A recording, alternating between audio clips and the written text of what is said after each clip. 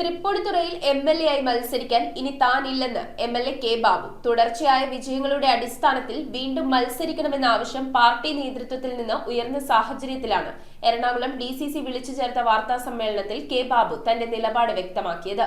ആരോഗ്യപരവും വ്യക്തിപരവുമായ കാരണങ്ങളാലാണ് ഈ തീരുമാനമെന്നും കെ ബാബു എംഎൽഎ. തൃപ്പൂണിത്തുറയിൽ എംഎൽഎ ആയി മത്സരിക്കാൻ ഇനി താനില്ല എന്ന് MLA K Babu Ernakulam DCC വിളിച്ചു ചേർത്ത വാർത്താ സമ്മേളനത്തിൽ മാധ്യമങ്ങളോട് പറഞ്ഞു. അദ്ദേഹം 7 പ്രാവശ്യം മത്സരിച്ചതിൽ 1 പ്രാവശ്യം തോൽവി ഏറ്റുവാങ്ങിയെങ്കിലും 6 പ്രാവശ്യം വിജയിച്ച ചരിത്രമായാണ് കെ ബാബു വീണ്ടും മത്സരിക്കണമെന്ന് ആവശ്യം പാർട്ടി നേതൃത്വത്തിൽ നിന്ന് ഉയർന്നത്. എന്നാൽ ഇനി താൻ മത്സരിക്കാനില്ല എന്ന് അദ്ദേഹം ഉറപ്പിച്ചു പറഞ്ഞു. ആരോഗ്യകരവും വ്യക്തിപരവുമായ കാര്യങ്ങളാലാണ് വീണ്ടും മത്സരിക്കാൻ ഇല്ലാത്തതെന്നും എല്ലാവരും നൽകിയ സഹകരണത്തിന് വളരെയധികം നന്ദിയുണ്ടെന്നും അദ്ദേഹം പറഞ്ഞു.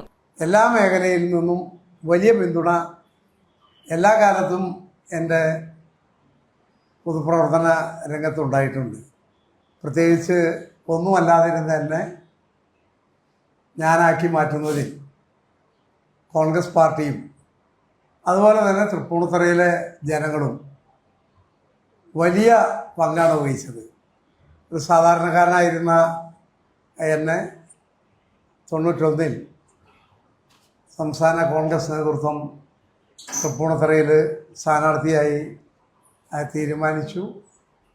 അന്ന് തൃപ്പൂണിത്തുറ നിയോജകമണ്ഡലം കോൺഗ്രസിനെ സംബന്ധിച്ചിടത്ത് UDFനെ സംബന്ധിച്ചും ഒരു ബാലികേറാ മലയായിരുന്നു. അങ്ങനെ ഒരു അന്തരീക്ഷത്തിലാണ് ഞാൻ സ്ഥാനാർത്ഥിയായി മത്സരിക്കാൻ തൃപ്പൂണിത്തുറയിൽ പോയത്. പക്ഷേ തൃപ്പൂണിത്തുറയിലെ ജനങ്ങൾ എല്ലാ നിലയിലും എനിക്ക് വലിയ പിന്തുണ നൽകി.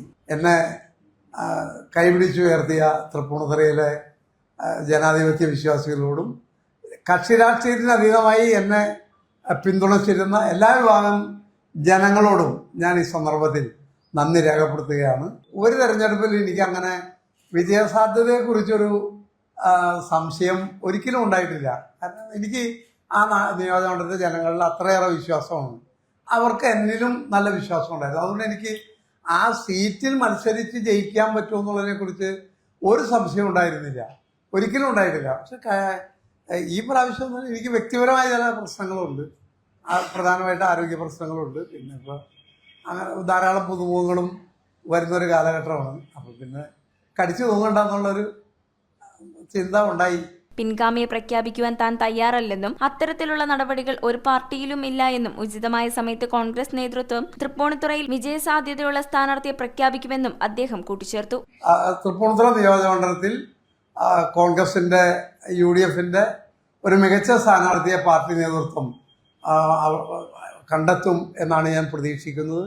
തീർച്ചയായിട്ടും തൃപ്പൂണിത്തുറ നിയോജകമണ്ഡലം UDFന്റെ പക്ഷത്ത് ഈ പ്രാവശ്യവും ഉണ്ടാവും എന്നുള്ള കാര്യത്തിൽ എനിക്കൊരു സംശയമില്ല. News bureau, Tripunithura. ചുള്ളിക്കിലുള്ള നമ്മുടെ സോൾ ഫാഷനിൽ എല്ലാ വസ്ത്രങ്ങൾക്കും 50% വരെ ഓഫർ ഉണ്ട്. കുട്ടികളുടെ പാൻസിന് 25 രൂപ കൊടുത്താൽ ഈ കോഡ് സെറ്റിന്റെ വില വെറും 199 ആണെന്ന് പറഞ്ഞാൽ നിങ്ങൾ വിശ്വസിക്കുമോ? ഇതിന് റേറ്റ് വരുന്നത് വെറും 310 രൂപ മാത്രം. ഗേൾസിന്റെ നല്ല ട്രെൻഡിങ് ക്രോപ്പ് ടോപ്പുകൾ വേഗം വന്നാൽ ഡബിൾ ആയിട്ട് മേടിക്കും.